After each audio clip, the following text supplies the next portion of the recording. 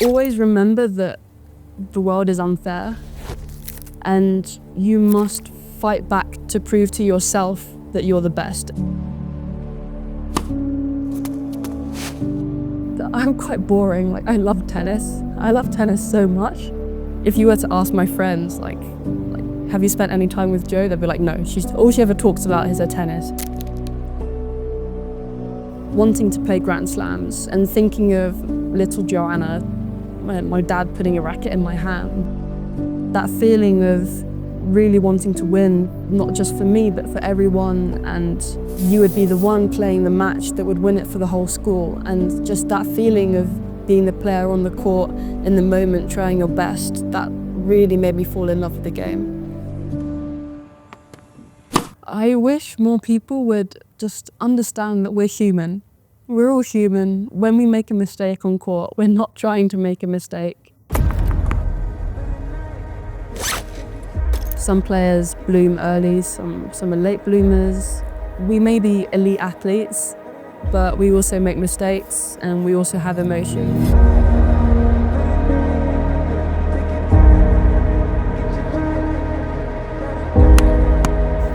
The being injured is, I'm sure most players would say that it's the lowest of lows.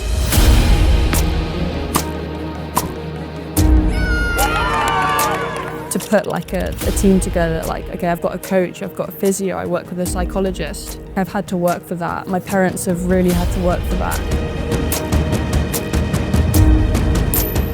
Like, we've never owned our own house. We've always lived with my grandparents or lived with relatives, and they've really given me everything.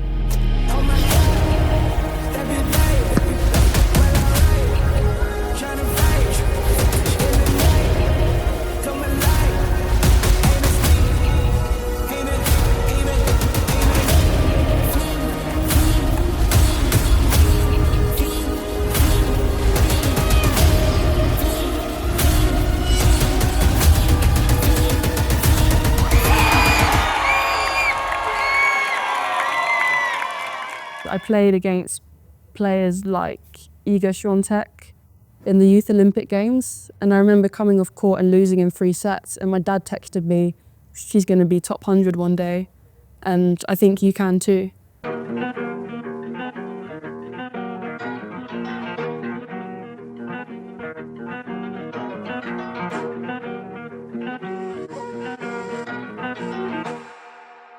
I'm here in Nairobi, like, how cool is that? Right?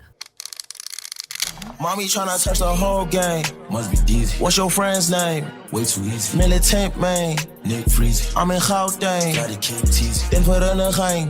Call it mommies love it when I lane. I said believe, babe, I'm tryna hang.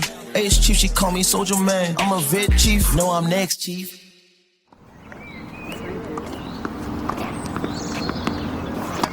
My dad is a tennis coach. He was a tennis coach and still is. So naturally, I started picking up a tennis racket. He would be at the tennis club coaching and working, and my mum would drop me off there to go and see him.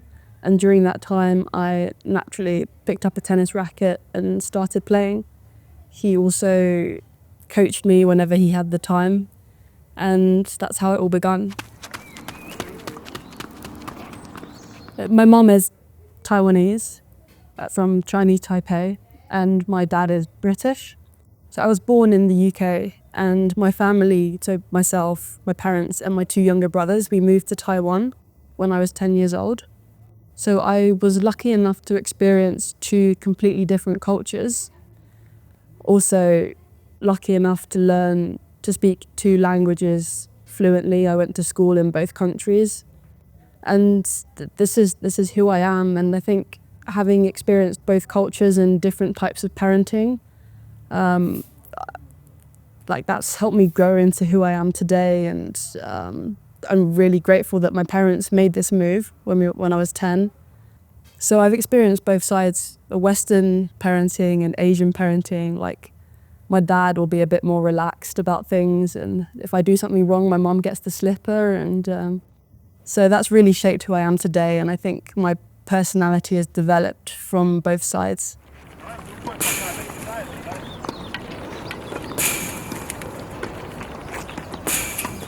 To be honest, I don't think there was one specific moment where my parents went, okay, Joe, we think you're really good. You could potentially be a professional tennis player. They've always supported everything that I've done. And as it were, I went from being 20 in the country as an 11-year-old to being top 3 in 12 and unders. And the route that naturally develops is you start playing internationally. Because I was top 3 in the country, I started playing internationally, and because I became a top junior, I started playing professional. There wasn't really one moment where they said, we think you can be really good.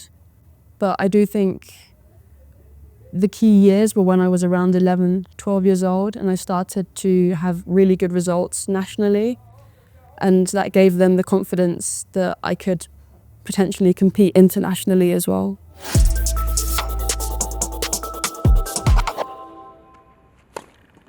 I really love playing team tennis, and which is a bit controversial because now I don't like playing doubles. Singles is what I love playing, and I haven't played doubles in a few years. But when I was younger, I absolutely loved playing for my local tennis club.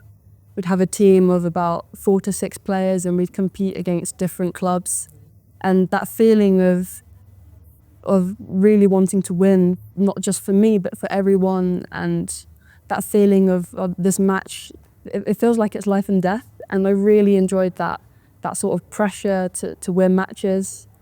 So those team matches, and then as I got a bit older, team tennis is a big thing in Taiwan as well. So every player represents their school. And those were the matches that really made me fall in love with competitive tennis. We'd travel together as a team, and you would be the one playing the match that would win it for the whole school. And just that feeling of being the player on the court in the moment, trying your best, that really made me fall in love with the game. So I think having that team environment, that's what really made me fall in love with playing competitively.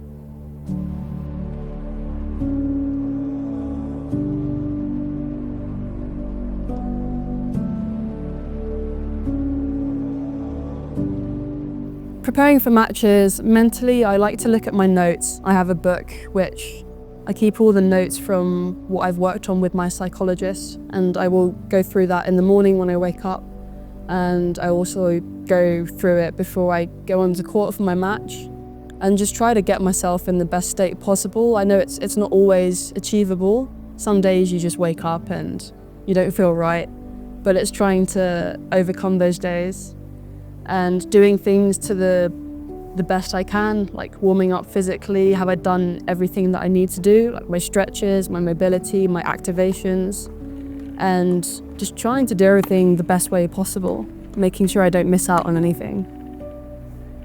I think everyone struggles. No one manages it perfectly, but personally, I do work with a sports psychologist, Phil, my sports psych, and he has helped me a lot over the last, I think we've been speaking for 1.5 years now. Every time I speak with him, I feel like I can go out and play my best and try my best. So working with a sports psychologist has really helped me, and I would strongly recommend players to do it. My parents don't really get involved with my tennis anymore, in the sense that I will win a match and they won't congratulate me, or they won't ask me, Joe, how was your match today? Did you win? How did you play? My mum will text me at the end of the day asking, how are you? You okay? And then we have a quick call in the evening when she comes home from work. So I think still having that, having my mum down the end of the phone to speak with when I'm traveling, that really helps. Because you do feel quite lonely, especially this week I've got Tim, my coach, traveling with me, but a lot of the time I'm on my own. So it really helps to have a friend or family down the other end of the phone to speak with. I think my most defining moment was winning my first 25k. So the tennis tournaments go up in level. You go from 15k, and then the next level up is 25k. And there's actually quite a big difference in the level between a 15 and a 25. So winning that first 25 for me really felt like a milestone. It felt like I'd gone from a lower level and my game was there. I was beating players that were ranked significantly higher.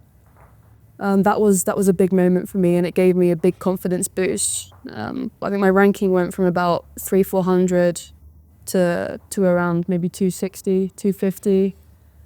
So there's that moment. And then there's also a lot of junior matches. I played against players like Iga Świątek in the Youth Olympic Games. And I remember coming off court and losing in 3 sets. And my dad texted me, she's going to be top 100 one day.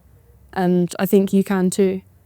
So that match really gave me confidence because it was my first match playing in a stadium with a lot of people watching.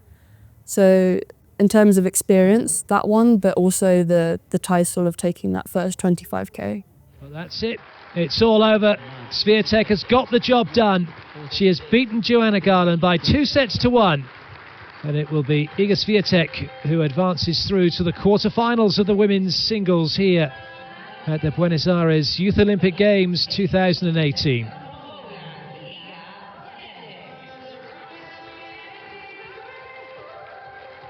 It's not the end of the road for Joanna Garland. More recently, I won 5 tournaments back to back. The second one really stood out for me because every match I played, I started down. I think the first round match, I was 1-5 down and my opponents had set point, and I managed to turn it around. And every day I started the matches with the one being behind in the score and turned every match around. And the week before that was my first title after being out for injury for quite a few months. And so you would think the first one would be more significant, but actually the second one sort of proved that I won 2 tournaments back to back. Like, I'm back now. My level is back, and I'm back to my winning ways. So that tournament in Italy, in Solarino, really stands out. But prior to that, there was one that I played on grass courts in Australia, and it was on the back end of my longest ever losing streak, which was roughly 7 matches. And I went into the tournament with really low expectations, and prior to that I was struggling with some injuries as well. But the week just turned out really well, and I had a lot of the locals coming to support me, and I made friends with them, and the whole week it turned out perfect. And that was such a humbling experience for me, I think, because in the final I was up at times. I was serving for the match, and then I lost it, and then I was serving for it again, and then I lost that game also. And in the tie break I had 5 match points, which I all lost, and then my opponent had match point, but I managed to turn it around in the end. So it made me realise, it's not over until it's over. So that really stands out in my memory.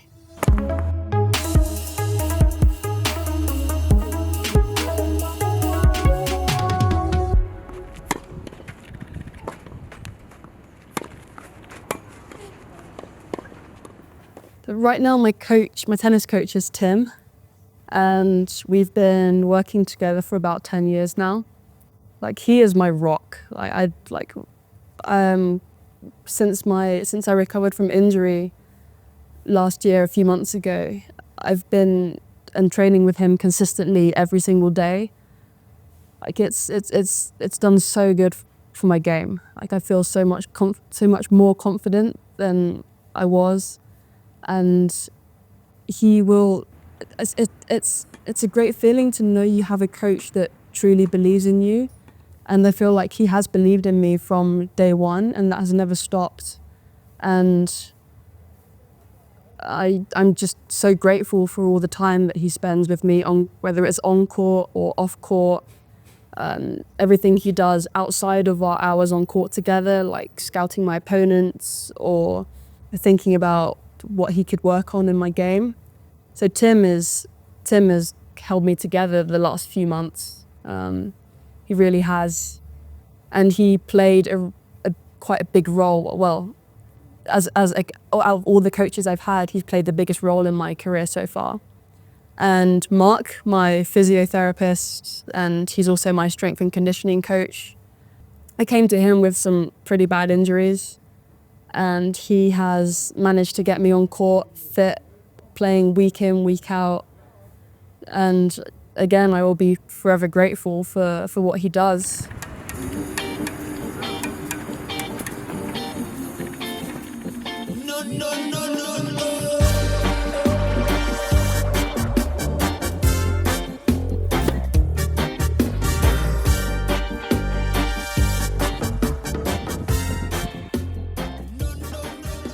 I have to say, it's not easy maintaining relationships as a tennis player, because obviously I'm traveling all the time, and I actually have most of my best friends, in fact all of them, are dotted around the world. My best friend Rachel lives in Australia, and my other best friends live in Dubai, in the UK, Egypt, Italy, Saudi Arabia.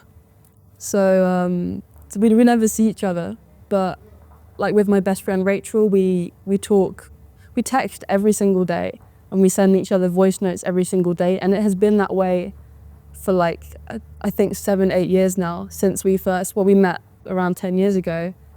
And we always text, and we try to call each other when we can. So it's not easy, but I feel like if a true friendship is there, it will stay there regardless of where you are and how often you see each other.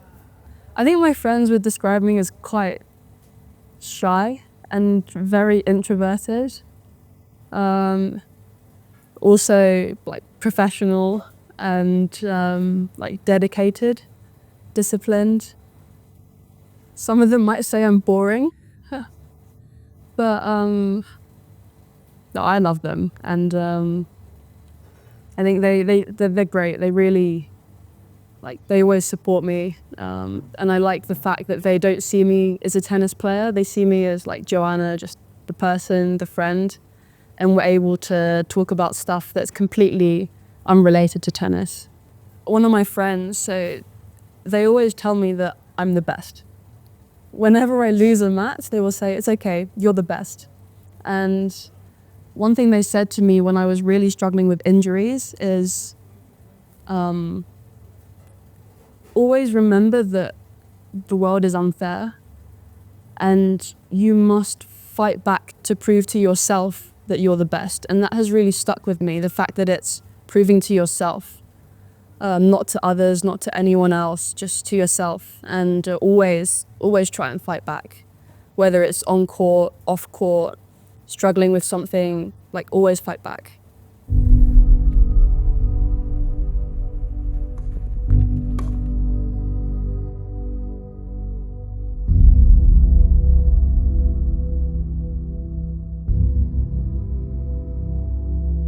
So at the back end of 2023, I had some very good results. I made my first 75k final, and shortly after that, I was struggling with a wrist injury, and after that, I was sidelined for I think 3-4 months. I was only playing matches with the backhand slice, and I was only training with the backhand slice, and some of the days were terrible. Like I'd be training with boys, and they would just hit everything like really hard to my backhand, and I couldn't deal with it. And eventually that healed, but 2 days after I started hitting backhands again, I rolled my ankle, and that left me out for another 2, maybe 3 months.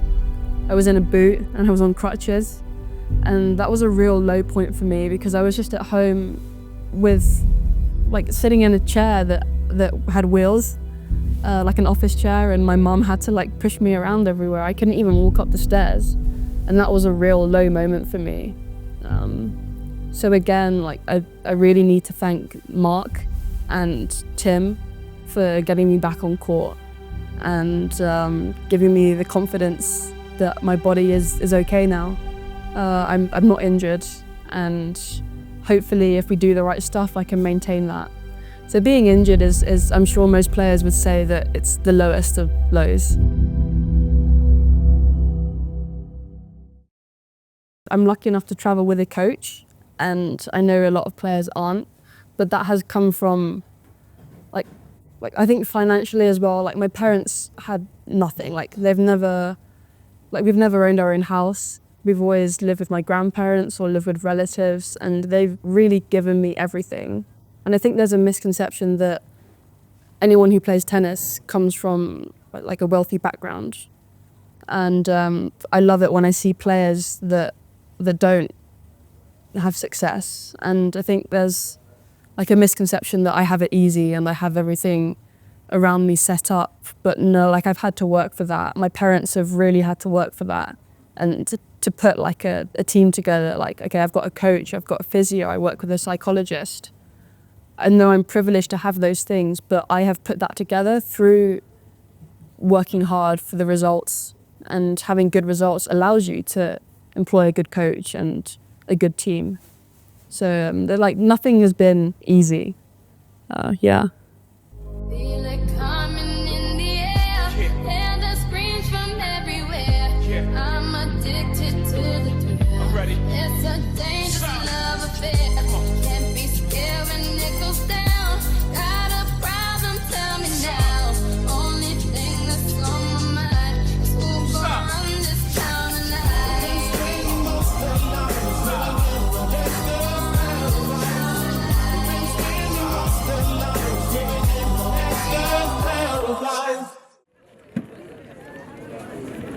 Congratulations. Congratulations. Where are you off to next? The end goal of wanting to play Grand Slams and thinking of little Joanna, my dad putting a racket in my hand, and her dream of one day playing Grand Slams or playing the Olympics, that drives me. When I'm having a bad day, I will always go back to my notebook where I've got my goals written down, whether that's short term or long term. And they're a good reminder that like what I'm doing is purposeful. Like I'm doing this for a reason. I'm doing this because it's my dream. And the people that have supported me, like my family, my friends, I'll think of them, and that's something that gets me going again. I'm quite boring. Like I love tennis. I love tennis so much, and especially over the last few months, I've played pretty much every single week. If you were to ask my friends, like, have you spent any time with Jo? They'd be like, no. All she ever talks about is her tennis, and she doesn't really, talk about anything else, or she's just so focused. But I'm really passionate about the music that I love. Of my favorite bands, Radiohead and Genesis. Like I could listen to their music all day, and I like having my own time. Like I'll sit in my room and I'll put my headphones on. I like to read. I like learning new things. I've tried learning some new languages, and it's not going so well, but I'd like to keep trying. So I'm quite an introverted person. Like all my hobbies are things that I can just do on my own. My life is just tennis. Like I've never thought about doing anything else. But I reckon it would have something to do with languages. I think I could, I speak fluent Chinese and I can read and write it. So I think maybe something in that, Oriental studies, or teaching Chinese, or maybe teaching English in Taiwan. I wanted to be a teacher when I was really young, alongside being a professional tennis player. So probably something related to that.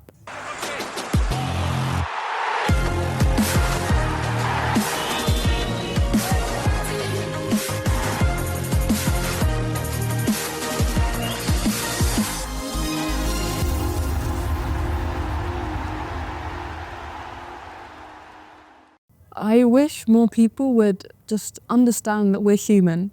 We're all human. When we make a mistake on court, we're not trying to make a mistake, and we're all doing our best. Because sometimes we receive some very negative and harsh comments from people that probably don't understand the game so much and don't understand what it's taken for us to get here. I think don't be too quick to judge. Like everyone's path has been different. Some players bloom early, some are late bloomers. I think just remember that we're human as well. Like we may be elite athletes, but we also make mistakes and we also have emotions.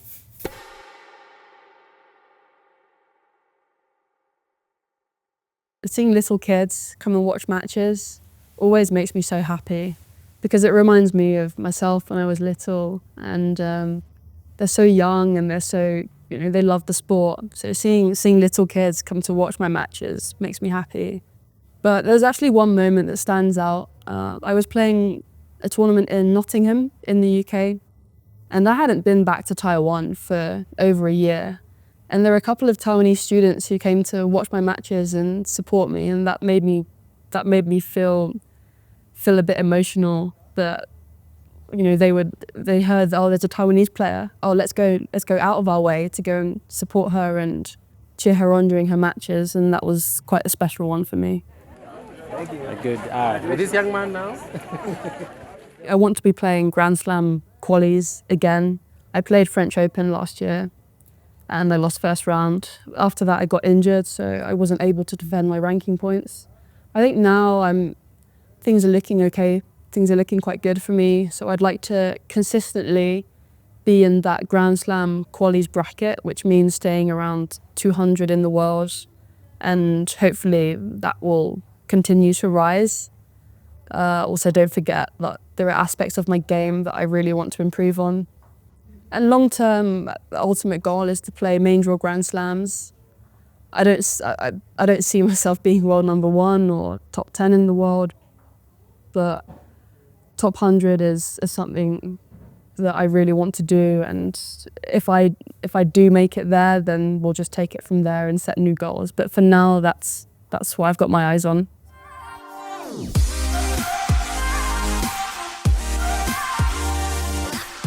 I love representing my country. I'm very proud to be Taiwanese, well, half Taiwanese, and any given opportunity to represent them in a tournament, like a team competition or the Asian Games, I will take it instantly. And but there comes a pressure with it because I feel like we have fewer players compared to other countries. Like we're not such a big nation. So like for me, I'm number 2 in the country, and I do feel a bit of pressure to produce good results, and because they've also supported me for such a long time financially since I was 13. So I do feel pressure to produce good results and for the people in Taiwan to see that I'm doing well. However, it also fuels me, it really motivates me. I would love to play the Olympics for them one day. That's one of my goals in the future.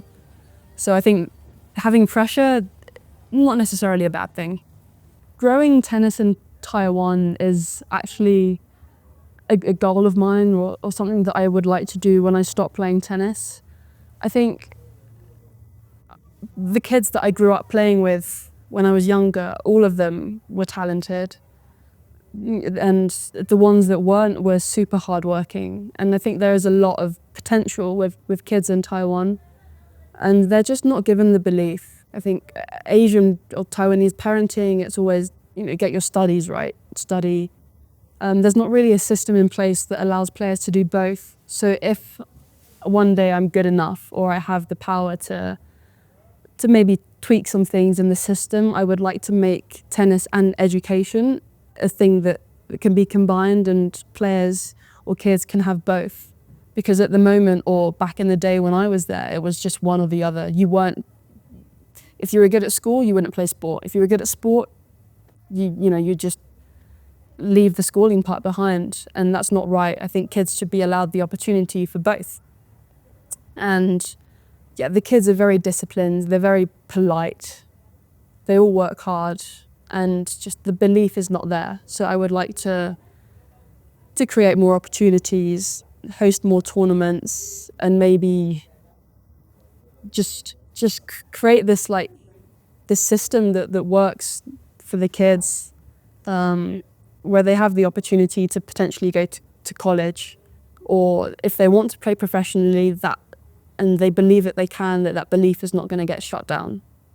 I hope that people, especially younger kids, can believe that it doesn't matter where you come from or what background you have. you can do it. Like you can, if you set your mind to something, you can achieve it. If you try, you can do it. Don't let where you come from define you or define your career path. And that you can play sport professionally, but also be content with what you have. Like be happy with the person you are, and you know you're not just a tennis player. Like even though, like I say, my life is just tennis, but I am human, and I am very in touch with my emotions and my relationships I have outside the tennis court. So just you can do both. Yeah, don't stress the bad moments, or don't stress the losses. I think everything will work out in the end. Just enjoy it. Like enjoy traveling. Enjoy like I'm here in Nairobi. Like how cool is that, right? Like enjoy all of the opportunities that you're given, and try to keep smiling. Ay, I am the truth. Ay, I am the wisdom of the fallen. I'm the youth. Ay, I am the greatest. Ay, this is the proof. Ay, I work hard, pray hard, pay dues. Ay, I transform with pressure. I'm hands-on with effort. I fell twice before. My bounce back was special. Let downs will get you, and the critics will test you. But the strongest survive. Another scar may bless you.